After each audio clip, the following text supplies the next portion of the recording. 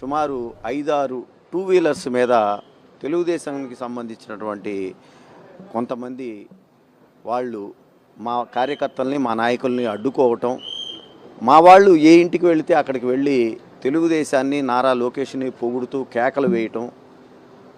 అంతేకాకుండా చివరికి మా కార్యకర్తని నిన్న చాలా వేగంగా వచ్చి టూ వీలర్ తోటి మరి ఢీ కొట్టడం, దానిలో నిన్న వెంకటరెడ్డి గారు, మేకా వెంకటరెడ్డి గారు గాయపడటం. ఇవాళ నేను పెద్దలు ఎమ్మెల్సీ మురుడు హనుమంతరావు గారు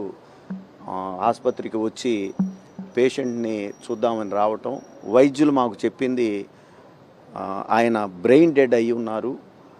ఇక మేము ఆ కుటుంబ సభ్యులతో మాట్లాడి నిర్ణయం తీసుకుంటామని చెప్పి చెప్పడం జరిగింది. వెంకటరెడ్డి గారికి యుక్త వయసు వచ్చినటువంటి ఒక పాప,